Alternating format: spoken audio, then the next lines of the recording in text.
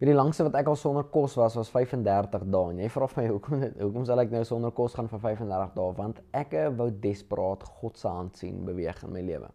En om te vas en bid is so 'n deel van 'n Christen se lewe. En vandag sien jy dit nie meer gereeld in mense se lewens nie. 'n Paar van my vriende vas en bid gereeld en ek self wanneer die Here so sê, want ek het vroeër jare gevas en bid gereeld, meer as gereeld, 120 tot 150 dae van die jaar het ek gevas en bid.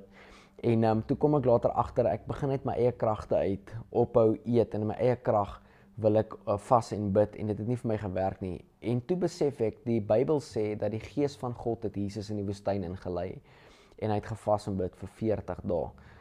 En ek besef dat baie keer ons in 'n situasie kom, ek en jy het storms in ons lewens en ons wil hê die Here moet 'n onmiddellike wonderwerk doen. Als moet nou en gou gebeur. Hy moes al gister daai wonderwerk gedoen het. En God werk nie so nie. Daar's niks wat ek en jy vandag kan doen wat sy arm kan draai en hom kan aanspoor om dinge vinniger te doen nie. Maar God wil jou help, God wil deurbreek vir jou. En daar's 'n rede hoekom hy sê ons moet stil wees, want hy is God. Ons moet stil wees om hom te hoor. Wanneer die gedruis en die geraas van die wêreld daar buitekant te veel raak, dan is dit altyd goed om jouself af te sonder vir 'n kort tyd en op te hou eet en te begin vas en bid. Jy sê dalk vir my, Jespikart, ek kan nie sonder kos gaan nie. Dis oukei. Die Bybel sê dat Daniël het al die onplesierige kos gelos vir 'n sekere tyd. So gaan in 'n Daniël vas in wat net vrugte en groente is vir 21 dae. Die Bybel sê toe Daniël begin vas, het die engel al gekom om die boodskap vir hom te bring. Maar eers op dag 21 het hy deurgebreek want daar was 'n geveg in die hemel gewees.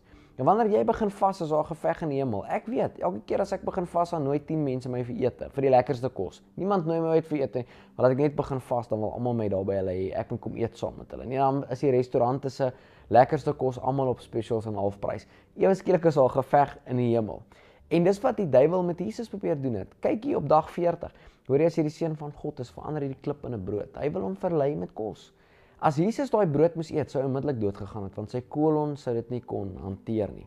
En ek wil jou vandag aanmoedig, hoe desperaat is jy vir God om 'n werk in jou lewe te doen, om 'n persoonlike werk in jou lewe te doen, dat jy verander.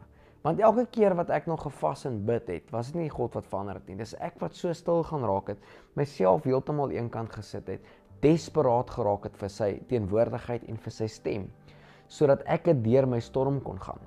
Die twee wyse man en dwaase ou in die boek van Matteus 7, sê die wyse man het die woord van God gehoor en het geïmplementeer. Hy is soos 'n ou wat sy huis op 'n rots bou. Die storms kom en sy rots staan, sy huis staan op die rots. Die dwaase ou is die ou wat die woord hoor en dit nie doen nie. Hy is soos 'n ou wat sy huis op sand bou. As die storm kom, spoel die fondasie weg.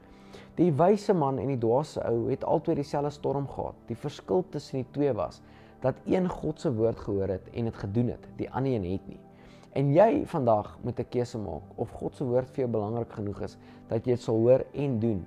En hoe desperaat is jy vir jou deurbraak? Jesaja 58 sê dat hierdie die vas is wat God ingestel het, wat spoedige genesing bring en jou dagbreek vinnig sal kom. Jou deurbraak lê partykeer net in die plek waar jy kos opgee vir 'n kort seisoen, dat jy kan stil raak, afsonder, God se stem hoor, neerskryf wat hy vir jou sê, doen wat hy vir jou sê, sodat jy kan sien waar jou deurbraak lê. Dis nie God wat moet skuif nie, dis ek en jy wat moet skuif. Sy woord is 'n lamp vir ons voete en 'n lig vir ons pad. Ons kan na hom toe gaan, ons kan hom vra. En as die wêreld se geraas te veel raak daar buitekant, dan kan ons onsself afsonder, ophou eet vir 'n paar dae, God se stem in aangesig soek. En wanneer hy met ons praat, en wanneer ek hoor wat hy sê en ek skryf dit neer en ek doen dit, het ek elke keer gesien dat my deurbraak gekom het omdat ek gedoen het wat hy vir my gesê het in my tyd van vas en gebed. Vader, ek dank U in die naam van Jesus vir elke persoon wat gelei voel om te vas, dat hulle sal deurdruk met dit. Dat elke persoon U sal soek en U aangesig sal soek vir 'n tyd van vas en gebed, om U te hoor vir waantoe hulle vorentoe moet gaan. Dat hulle deurbraak sal kom, hulle genesing spoedig sal wees. In Jesus se naam bid ek dit. Amen.